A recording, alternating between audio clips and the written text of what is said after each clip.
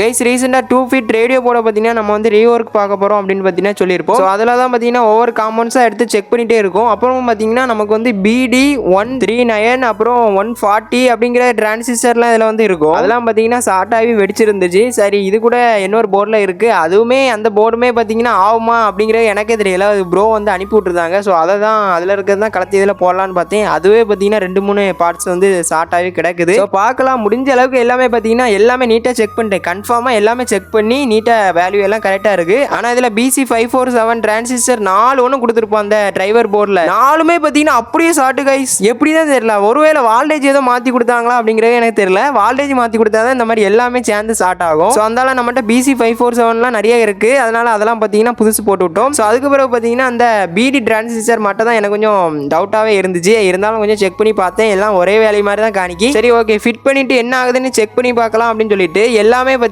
Driver போர்டில் நீட்டாக soldering பண்ணிட்டு லாஸ்ட்டாக அந்த டிரான்சிஸ்டர், அதாவது 2 டிரான்சிஸ்டரை பார்த்தீங்கன்னா நீட்டாக சால்டரிங் பண்ணி எடுத்து டுவல் சப்ளை வால்டேஜ் இன்புட் கொடுத்து சுவிட்ச் ஆன் பண்ணி விட்டுருக்கேன். லேசாக கிருன்னு சவுண்ட் வந்துட்டு இருக்கு, ரொம்ப வரல, லேசாக வந்துட்டு இருக்கு. என்ன காரணம்னு எனக்கு தெரியல. அப்புறம் ஸ்பீக்கர் அவுட்புட்டில் பார்த்தீங்கன்னா 12 வால்ட் வந்துட்டு இருக்கு. ஆனால் நான் இன்புட் வால்டேஜ் பார்த்தீங்கன்னா 12 தான் கொடுத்துருக்கேன். என்கிட்ட அதுதான் இருக்குது. ஸோ அதனால நான் கொடுக்குறேன். இருந்தாலும் அது ஐசிலாம் ஹீட் ஆகுது. வேற சிக்னல் இன்புட்டில் கை வச்சா ட்ரின்னு ஒரு மாதிரி இறையும், அதுவும் இறைய மாட்டுக்கு, சூடாகுது.